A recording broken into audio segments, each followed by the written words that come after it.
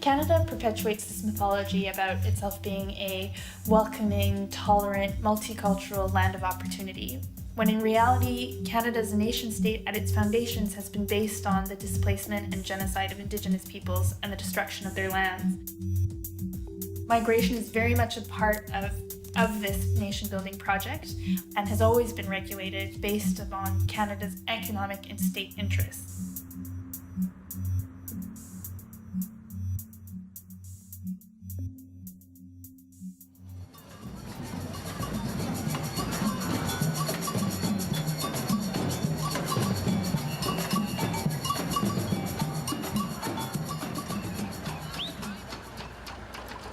We are forced by the socio-economic needs to search for work abroad.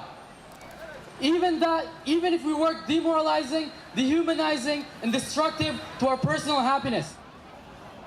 Since 2008, the Philippines has been the top source of migrants in Canada. Most of Filipino migrants come into Canada as a temporary foreign worker. We work in manufacturing, agricultural, the service industries, and of course, the home and live-in caregivers. We are isolated. We do different duties that is even outside of our contracts. Our work is very dangerous also, and we're vulnerable to abuse. For the moment, domestic workers don't have the access to CSST. So if we are not covered of CSST, what help do we get?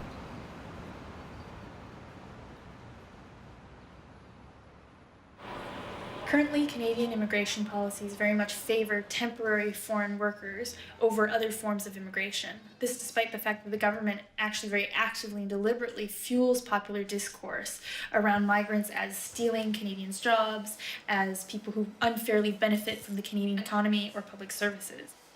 The truth of the matter is that these workers often actually pay into the programs like CSST, which cover healthcare when a worker is harmed on the job, unemployment insurance, and Canadian pension plans. But because of how the program's structured, they're often forced to leave the country before they ever see the benefits of the programs that they've actually paid into.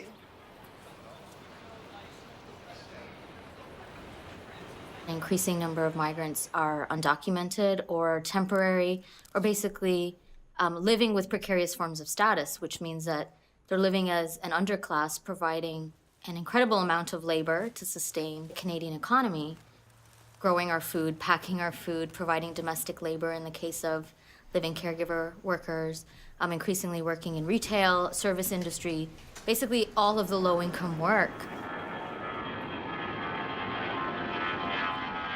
Every year, Canada brings in hundreds and thousands of migrants to work in short-term contracts. Essentially, what this means is that our immigration system is primarily driven by big company interests and those of employers who hire migrants on these short-term bases. And avenues to permanent migration are being shut down in favor for a temporary, precarious one.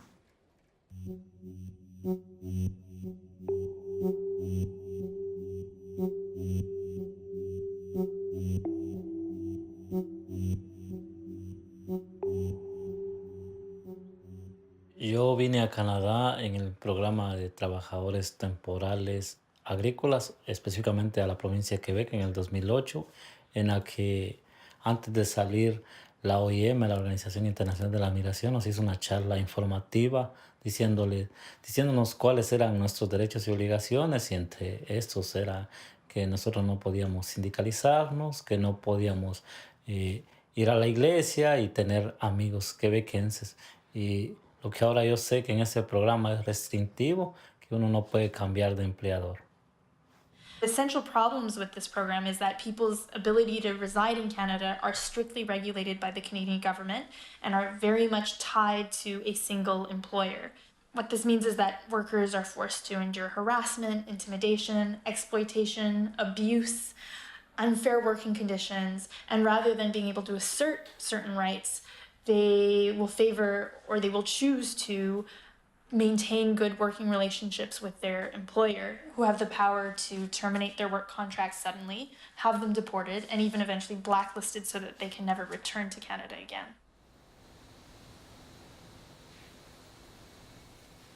Yo vine a un invernadero de tomates.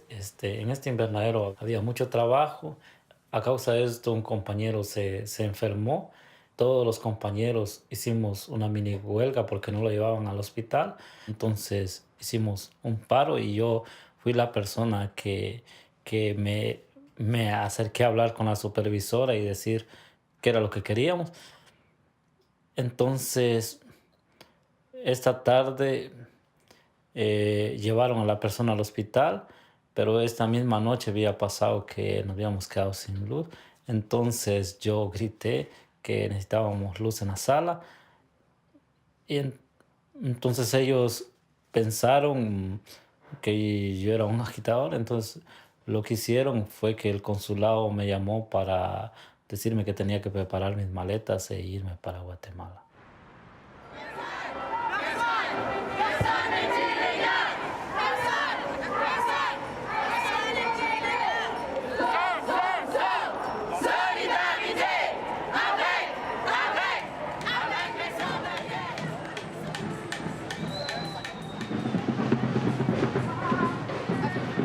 People have been getting deported for almost as long as Canada has existed. There's always been certain people who've had very, very straightforward access to the rights that come with citizenship, and other people have always been denied those rights. The state's always just increasing its power on who's going to be a desirable citizen or not. And who's been preferable has always been about race, about class, about ability, about physical fitness and political affiliations, even though the way this has happened has changed over time.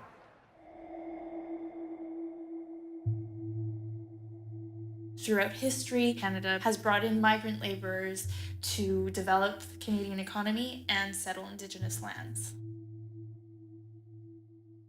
This began with massive waves of Western European migration as a labor supply for newly industrialized cities and also to settle the prairies in an effort to push out Indigenous peoples from lands that had been covered by treaties and essentially replace them with a more desirable but still exploitable European workforce. And so throughout Canada's history, up until actually the 1960s, race was very much a main consideration in immigration policy. With the needs for large amounts of expendable labor, exceptions were made allowing for the entrance of non-white migrants into Canada. The most obvious historical example would probably be the Chinese laborers who at first worked as gold miners in the Fraser Valley River and then later as construction workers to build the Canadian Pacific Railroad.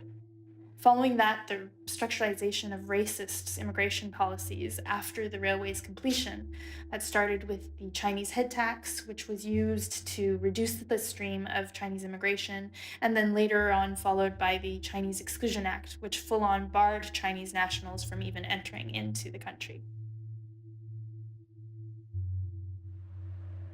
The conversation usually focuses around Canada being benevolent, right? This kind of generous state that's allowing migrants and refugees to come in, when in fact the conversation should focus around Canadian complicity.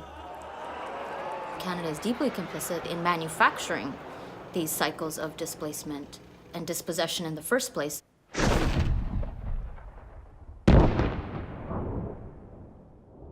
Canada not only is a settler colonial state, but it's an imperial state, and it works hand in hand with corporations in order to continue that active displacement and genocide against Indigenous people. And for instance, like there's a number of different gold mining companies that you could name, like Goldcorp or Barrick, who actually go into Indigenous communities and totally destroy their territories there. Malheureusement, cette entreprise, il vient chez nous, il prend la terre, il pollue la rivière, la montagne, donc ça, c'est triste. J'ai m'impliqué pour protester. Je suis obligé de migrer, comme plusieurs monde.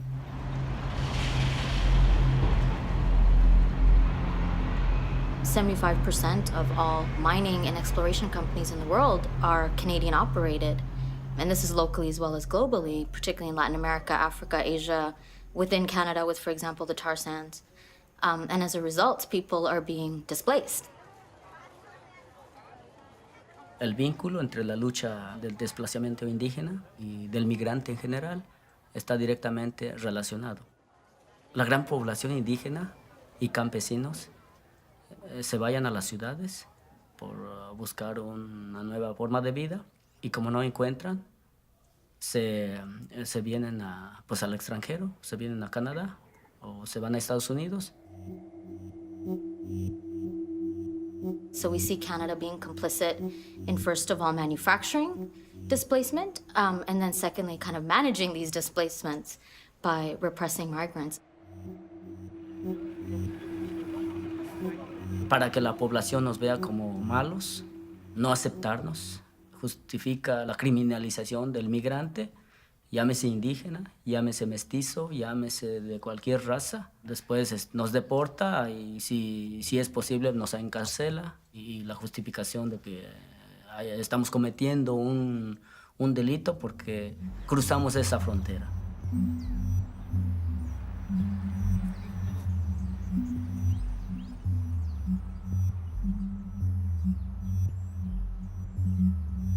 Je suis arrivée au Canada en 2006.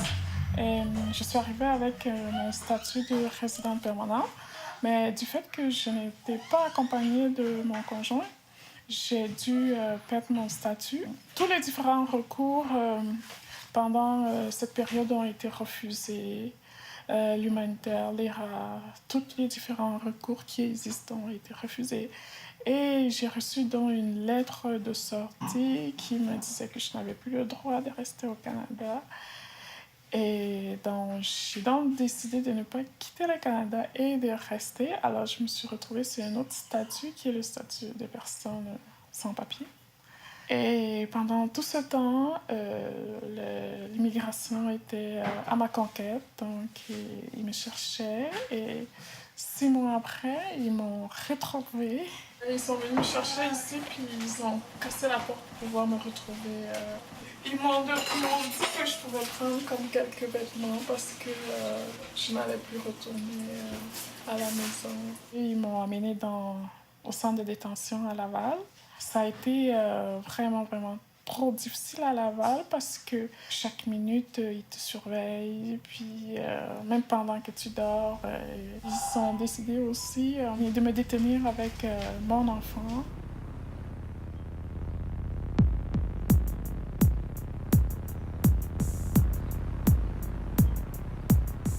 There are detention centres all across Canada, the largest being in Laval, just north of Montreal. At any given point in time, entire families are being detained, as well as unaccompanied minors, so children without either of their parents. More and more money, an unprecedented amount actually, is being invested by Canada into detaining and deporting migrants quicker and faster, whereas the processes to actually look at applications and accept migrants to stay are slowly being gutted.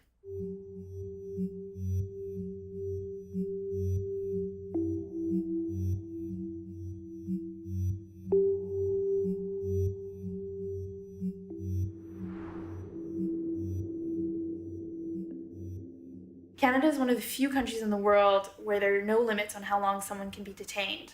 Detentions have been justified to the Canadian public, often by citing public safety concerns or the need to protect Canadians. But the truth is that the vast majority of people who are being detained have no criminal charges and are actually there for reasons like lacking proper ID documents or because the agent had the slightest suspicion that they wouldn't leave on their removal date.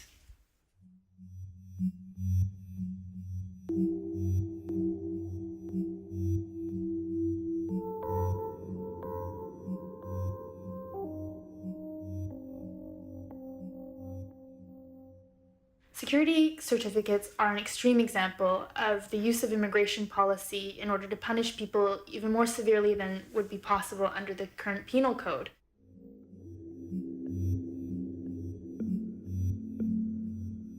Security certificates are a legal mechanism created by the Canadian government in the context of a larger anti-terrorism campaign, which serves to deport and detain non-citizens without giving them access to a trial or even the right to hear the charges or evidence held against them.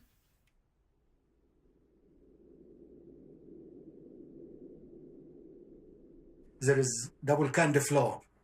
One is applied to Canadian citizen, one applied to non-citizen, such as myself. My name is Mohammed Mahjoub. I'm originally from Egypt. I came to Canada, and a few years later, I got arrested. Until today, I spent a quarter of my life in detention and house arrest, without a charge, without a trial, under what so-called security certificate cases. I have spent eight months in segregation, and I have to go to lengths of hunger strike to have a fundamental basic access for medical treatment. I spent 83 days on hunger strike to have access for medical treatment. I would like to say the government of Canada in general, and in particular CSIS and CBSA, tortured me mentally, emotionally, psychologically for 13 years.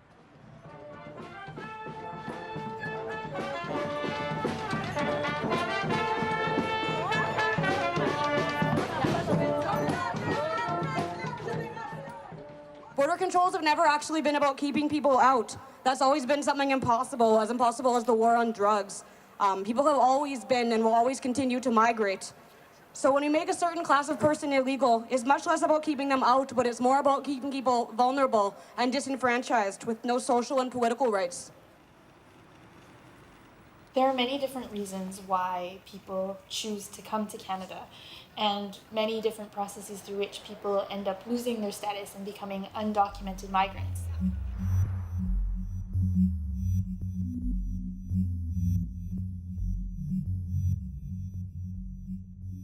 Living in Canada without legal status implies an enormous amount of stress and fear, which is only compounded by the fact that these people lack access to even the most basic and essential services.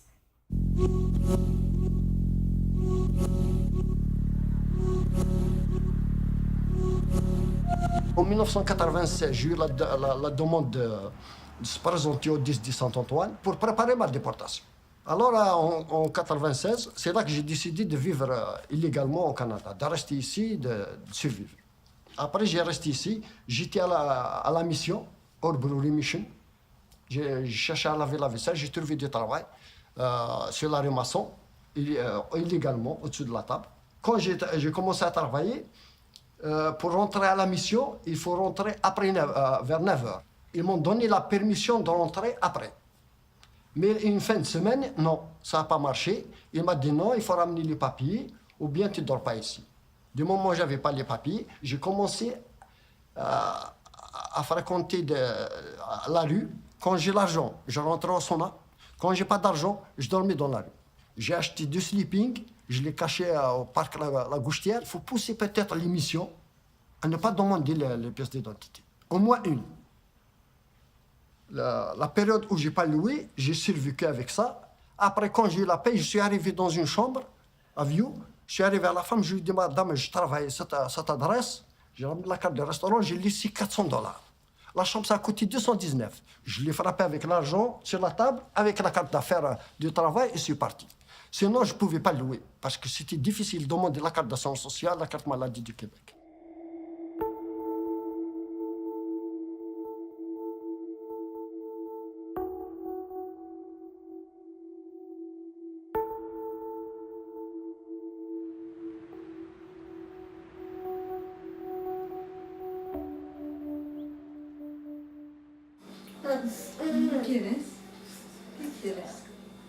Yo me presenté a un centro de mujeres que han vivido la violencia conyugal y la interventora me dijo que me preguntó mi estatus aquí, qué tipo de demanda había hecho. Yo dije que era alguien que pedía asilo pero no había sido aceptada. Entonces me dijo, ¿qué va a pasar con los niños si te vas? Yo dije, pues vendrán conmigo a México. y ella me contestó, eso es lo que tú crees, y que hicieron un señalamiento a la DPG. Entonces ellas revelaron todas mis informaciones a las otras mujeres internas cuando yo ya había salido. Entonces yo pienso que no hay ayuda por parte de estos centros con las mujeres extranjeras o inmigrantes. Yo tuve suerte de que no me hayan quitado a mis hijos, porque yo estaba involucrada ya en organismos comunitarios en los cuales yo ya tenía años de tener relación y yo participaba en actividades. Te va a ir al Garderí cuando tenga 6 meses, que ya va a ser la semana próxima. Pero nada más puede estar 3 horas por día, o sea, 2 veces por semana. Pues porque no tengo derecho a una guardería subvencionada, porque yo no soy residente permanente o ciudadana, mismo si los 2 niños son canadienses, no tenemos derecho.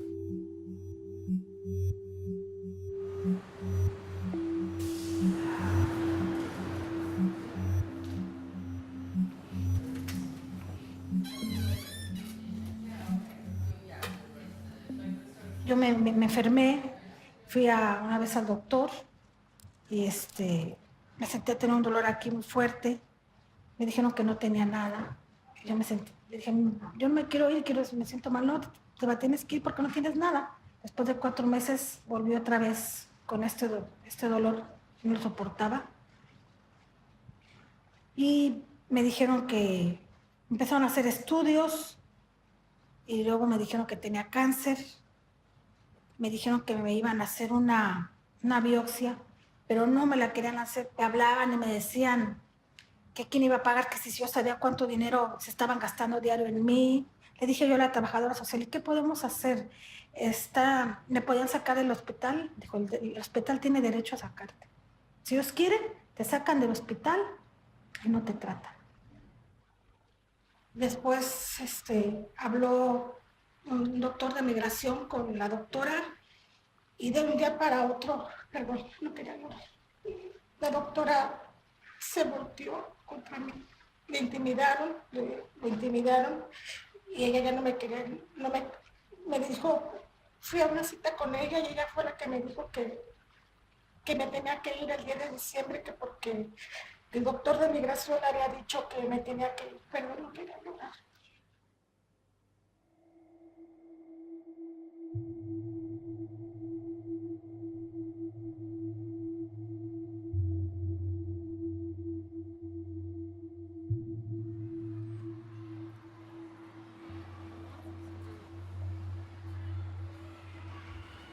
Ils m'ont appelé dans mon cours.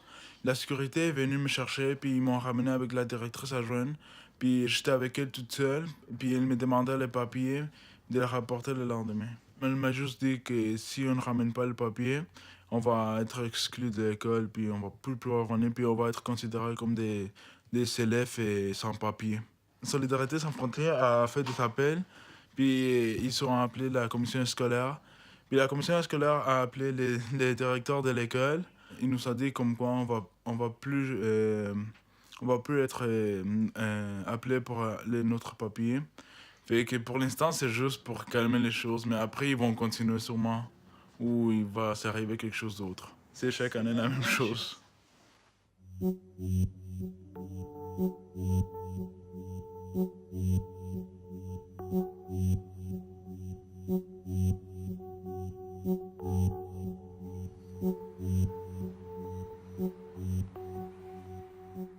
Mais ouais, j'ai peur qu'un jour, ils nous demandent vraiment de l'argent, puis qu'on doit payer tout ce montant d'argent parce qu'on ne peut pas payer un gros montant d'argent parce que ma mère n'a pas de l'argent.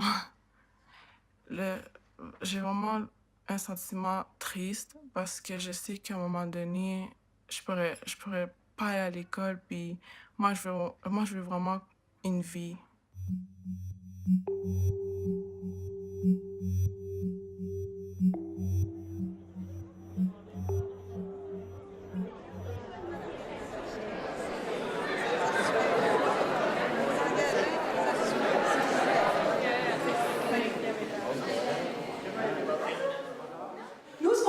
C'est d'adopter une position de principe. Même pas d'adopter, de la discuter, de la proposer. Ça fait quoi? Ça va vous manger? Je suis désolée, moi d'habitude, je Plutôt calme, mais là, ça suffit, quoi. On leur dit quoi, ces enfants qui peuvent pas rentrer à l'école? Qu'est-ce qui se passe? Il n'y a pas de position, il n'y a rien.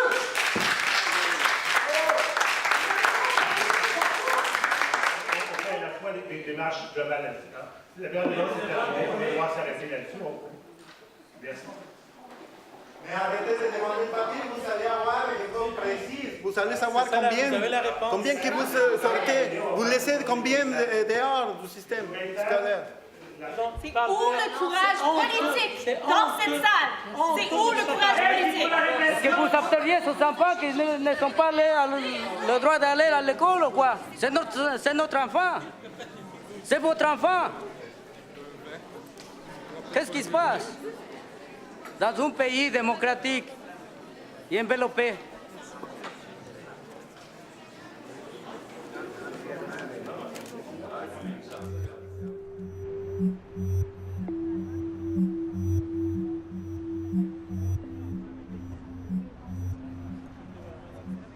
On va parler de violence, mais ces violences exercées quand des millions de migrants sans papier sont malades, quand les gens ne peuvent pas aller à l'école ou aller voir un médecin ou avoir une opération gratuite. Ça, c'est violent. Lorsque, après de longues journées de travail dans les travaux les plus durs et les plus durs, en plus d'être payés en dessous du salaire minimum, ils se blessent et ils n'ont aucune protection sociale. Ça, c'est la violence. La violence, lorsque des milliards d'enfants sans papier sont obligés à rester à la maison sans pouvoir aller à l'école en raison de leur statut migratoire. Ça, c'est violent. Si ça, c'est pas violent, si ça, ce n'est pas le racisme du système, alors c'est quoi? When we look at non-status communities as well as migrant communities in general and access to basic services, we see that these are forms of access that are denied to many other communities. So low-income communities and poor communities, homeless communities, sex working communities, trans communities, are also all communities who've been systematically denied access to services. Indigenous communities are constantly denied access to basic things that supposedly Canada provides to people, like education, running water, access to basic shelter.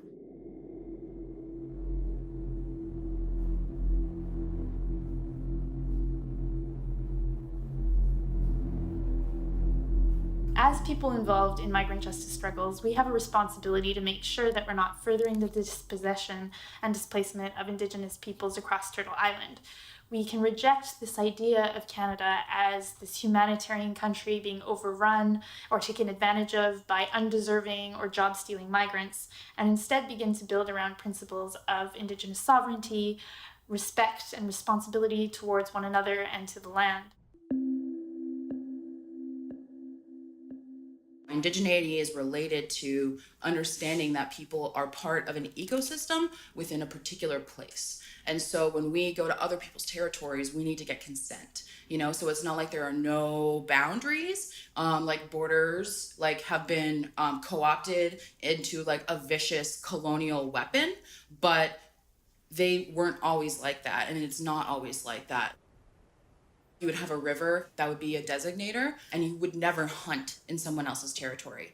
And if you did, you could potentially, face like the consequences of their Indigenous law. And you'd have to respect their sovereignty and self-determination over their territories as caretakers because they've cultivated a relationship. These borders were established by the illegally occupying nation state. And for that reason, they cut right through Indigenous territory. I myself, I'm Haudenosaunee. I right now live in Tiohtià:ke, or so-called Montreal. But if I were to move to, say, Buffalo and so-called New York, I would be considered a migrant person, even though I'm still in my territories.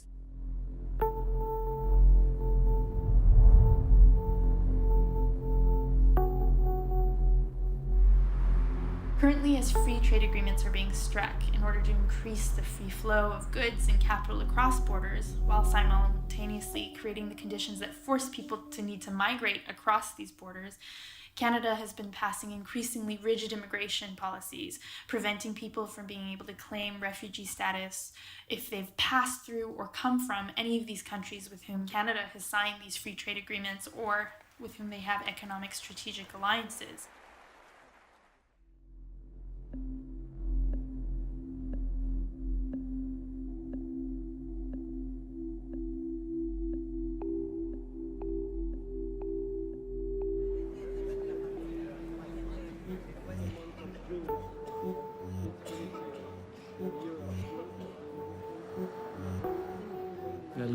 Mexicanos Unidos por la Regularización surge en el 2011 en unas clínicas de Solidaridad Sin Fronteras, viendo la necesidad de la comunidad mexicana que estaba rechazada de sus procesos de demanda de refugio y estaba siendo deportada masivamente. Entonces, básicamente, se trabajan con los objetivos de la regularización a través de un programa de moratoria que nos permita regularizarlos. Resistance can take many forms. Sometimes it's really incredible, powerful public mobilizations that defy deportation and detention. So, for example, in Vancouver in 2008, over 2,000 people from the South Asian community, particularly elders, blockaded the Vancouver International Airport to stop the deportation of Lambar Singh, who was a refugee claimant from Punjab. I mean, that was a beautiful, incredible sight. It was a direct action. Sometimes resistance is these incredible moments of overt public defiance, but sometimes resistance is, just being able to overcome isolation and shame and stigma that comes from being a migrant. Estando en Guatemala, con mi familia hablamos que era un poco injusto y viendo que tenía la visa abierta todavía, entonces decidí venirme de nuevo a Canadá, a Quebec específicamente, para poner queja, pero en esta búsqueda de justicia encontraba que muchos organismos institucionales lo único que era negar y o desconocer la realidad. Entonces me tocó venirme hacia Montreal y ahí fue donde encontré el Centro de Trabajadores y Trabajadoras Migrantes, que ellos eran un centro que tiene otras redes de aliados y era una forma más humana de poder contar mi experiencia y poner la queja donde correspondía. Y fue así como también yo hice mi aplicación y soy venido residente permanente, entonces me impliqué en lo que es un programa de radio que se llama Las Noches del Trabajo, que habla sobre todo de los derechos laborales y expone los casos de los migrantes que entre veces no tienen voz ni voto y a denunciar ciertos abusos que existen en el sistema de migración, en el sistema laboral, en todos estos sistemas que no son justos con los seres humanos. Solidarité avec les sans-papiers. Avec le soutien de Solidarité Sans Frontières et le soutien de beaucoup d'autres groupes, j'ai été finalement libérée du centre de détention de Laval. Solidarité Sans Frontières m'a aidée dans le processus à faire une autre demande d'humanitaire et avec beaucoup de l'aide de soutien aussi, qui finalement ma demande a été acceptée 6 ans plus tard. Here in Montreal, many community groups like the Immigrant Workers Center, Solidarity Cross Borders, Mexicans United for Regularization, AGIR, and temporary workers associations are organizing with migrants around day-to-day challenges such as working conditions and sharing strategies and experiences on how to navigate the system. We try to break isolation through events like community dinners and art and performance shows, and push for changes to immigration policy through media campaigns and public actions. This is part of a larger struggle happening across Turtle Island, and similar efforts are taking place in different Canadian cities. Solidarity City is an ongoing campaign by No One is Illegal Toronto that's been called Don't Ask, Don't Tell, Access Without Fear, and now Solidarity City. At its heart, it's the idea that this is our city and we're going to make it safe, that we're going to push immigration enforcement out, that we're going to access services, not just for undocumented people, but for queer communities, disabled communities, Indigenous people. It's at its core about self-determination, and it's about creating community power in that process. So for the last 10 years, we've run multiple campaigns, one after the other. And in that process, one, the right to access schools, the freedom to go into shelters, the ability to access food banks, and in that process also change the broader culture. On its own, I don't think Solidarity City makes sense as a standalone policy. It has to be merged with our campaigns against detentions and deportations, with our campaigns against mining companies and logging and destruction of the environment. It merges with our solidarity campaigns with indigenous community.